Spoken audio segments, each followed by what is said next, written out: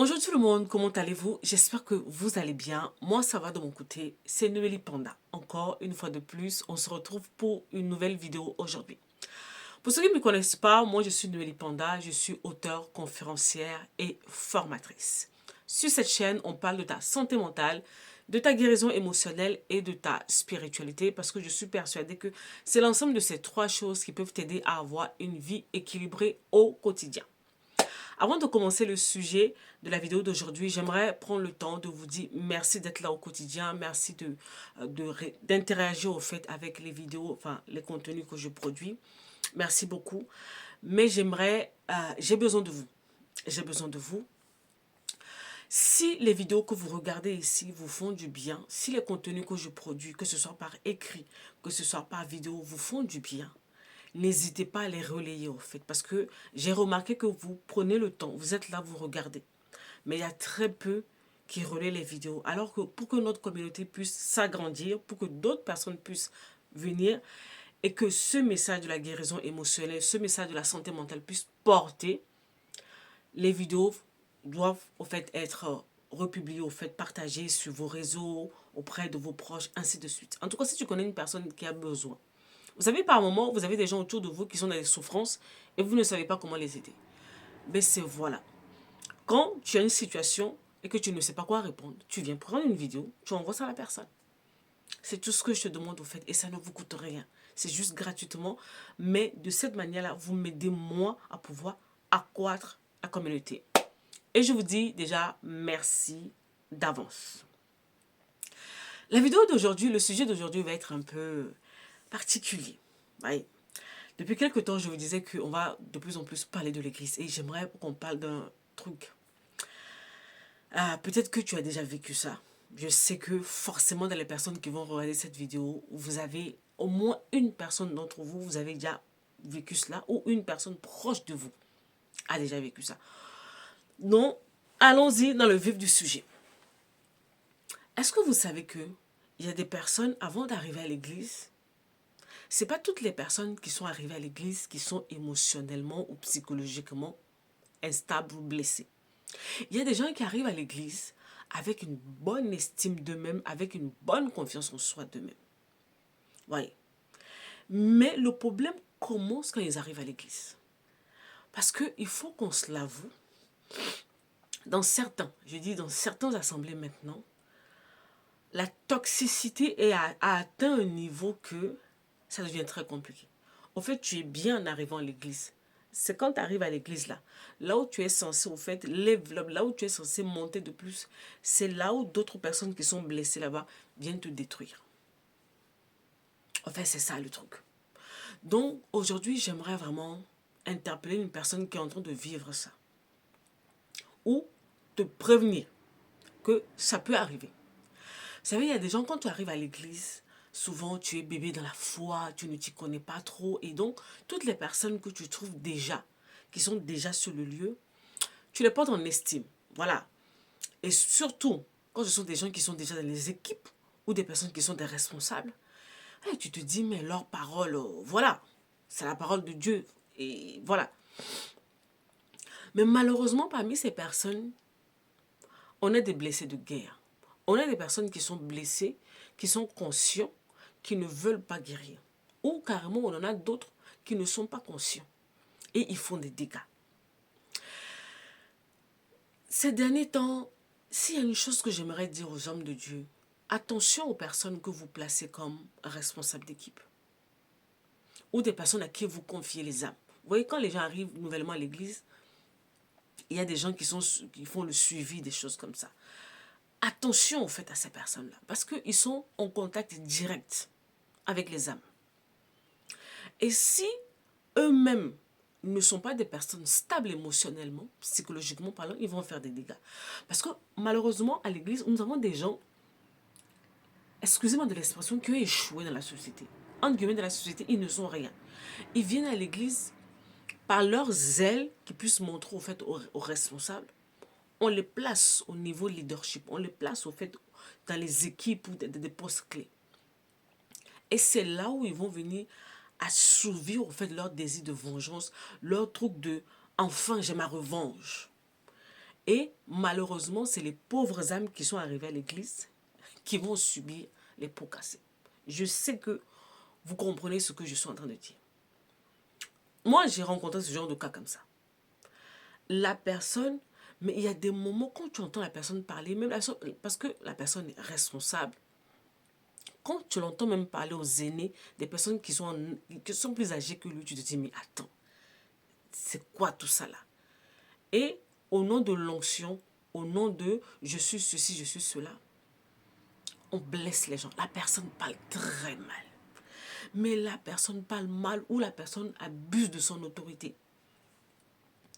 On va commencer à te demander des choses qui n'ont plus rien à voir avec le cadre religieux, en fait. Et c'est là où les abus commencent. Parce que toi, tu trouves ça comme normalité.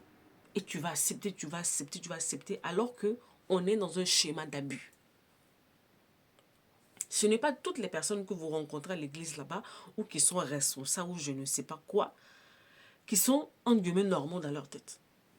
On a des personnes qui ont beaucoup de problèmes.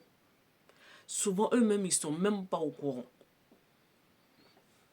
Mais une professionnelle ou une personne qui a l'expérience dans le domaine peut comprendre que, ah, il y a quelque chose qui ne va pas. Mais la chose qui est plus difficile, c'est que par moment, quand ces personnes font des dégâts, et qu'on va aller voir maintenant les responsables très en haut pour leur dire, voilà ce que telle personne a fait, il ou elle présente une image tellement saine que on va dire non, c'est pas possible. Lui, il ne peut pas faire des choses pareilles. Oh, si. Ils sont capables de faire des choses comme ça. Donc, c'est-à-dire que par moment, on a des gens qui sont déjà bourroyés, qui sont arrivés à l'église. Et les gens à qui on les confie là, ils font encore un travail de sape. Donc, l'état de la personne devient, c'est pas possible. Maintenant, il y a l'autre catégorie dont j'ai parlé en début de la vidéo. Ils arrivent à l'église avec une bonne estime. Mais maintenant, imagine-toi que quand toi, tu viens d'arriver à l'église, en guillemets, tu es bébé spirituel. Et tu te retrouves devant une personne qui est, entre guillemets, ancienne dans l'église, mais qui a un problème d'estime, de confiance en elle, qui a un problème d'insécurité. La personne va commencer à te dire des choses, va te faire des choses pour faire croire que, en fait, tu as un problème. Peut-être que tu es peut-être jolie, ou tu es peut-être beau gosse, ou tu as une manière de te présenter, tu as une manière de t'exprimer. En fait, tu as une manière d'être qui est là. On va commencer à te diaboliser sur ça. On va commencer à te diaboliser sur ça.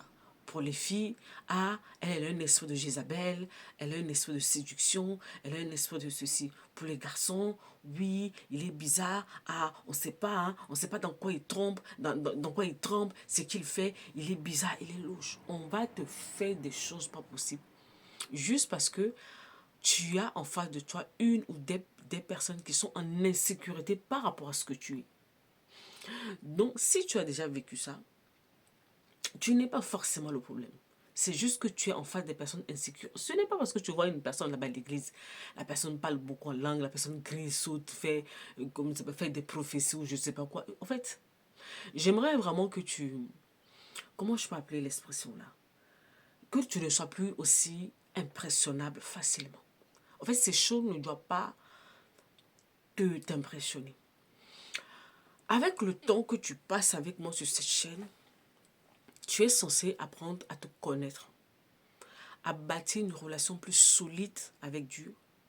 Donc, tu n'es pas impressionné par les choses extérieures de spiritualité. Je veux que tu te concentres maintenant sur le comportement, sur le caractère que la personne a. C'est ça. Vous savez, moi, je te donne un exemple concret. Moi, tu peux sauter, crier, donner les prophéties, faire tomber des gens. Donc, quand tu rentres, toute la salle est coulée. Je ne suis pas impressionnée. Je vais regarder comment tu parles aux gens, comment tu traites les gens,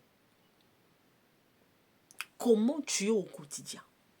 C'est avec ça que moi, Noélie, tu peux m'avoir. Mais sinon, parce que tu récites beaucoup de versets bibliques, ou tu donnes des prophéties, en fait, j'ai avancé avec Dieu, j'ai maturé à un point que ce ne sont pas des choses qui ne m'impressionnent plus. Parce que j'ai appris que les gens même qui récitent beaucoup les versets bibliques là, certains d'entre eux, ils se cachent derrière les versets bibliques pour cracher leur venin. pour blesser, pour faire du mal. Donc, ils ont un mal pas possible qui est là. Et ils utilisent la Bible maintenant pour faire du mal aux autres parce qu'eux-mêmes, ils sont remplis de mauvaises choses. Et puis, vous vous étonnez. Chers serviteurs de Dieu, vous vous étonnez, vous prêchez depuis des années, des années. Ça n'évolue pas. Parce que le cœur dans lequel les messages tombent, les gens vous présentent des apparences. Au fond, leur cœur n'a jamais été touché. Soit ils ne veulent pas, ou soit ils ne savent pas comment faire. Nos églises sont remplies de gens instables.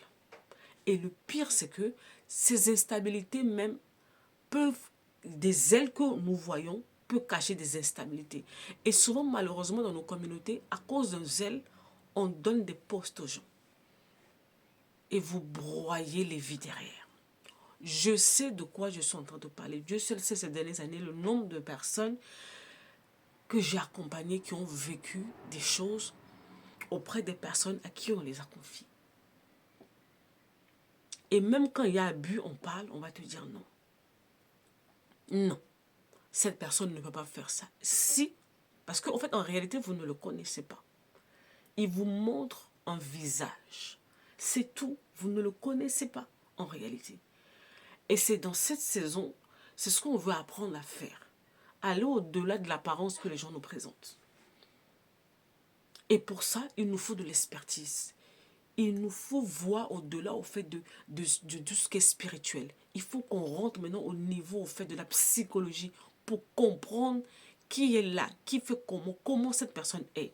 Parce que une âme est tellement importante, une âme est tellement précieuse qu'on ne peut pas se permettre de le déposer dans les mains de n'importe qui. Vous savez, aujourd'hui, vous me voyez là, des années après, je vous avais dit, moi je me suis convertie en 2005. On est à 20 ans plus tard. La manière dont j'étais brisée au départ, si je n'avais pas eu les bonnes personnes qui sont occupées de moi, ça allait être compliqué. Ça allait être compliqué. Mais combien de personnes qui arrivent dans les églises maintenant, ils tombent malheureusement au fait dans les mains des loups déguisés en agneaux.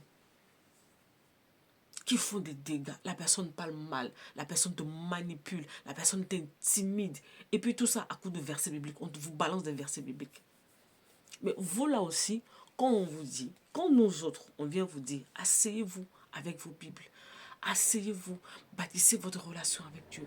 Asseyez-vous, lisez des livres, ouvrez votre esprit. Vous ne voulez pas. Vous aimez seulement qu'on vous téléguide. Vous aimez, vous aimez. Moi, c'est une chose que très tôt, j'ai appris à ne pas faire dans les lieux de culte. C'est toute forme de dépendance. Je n'ai jamais aimé ça. Dieu m'est témoin. Mon pasteur est là. On peut l'appeler maintenant pour lui dire, bon, pasteur, ta fille Noélie là, c'est comment?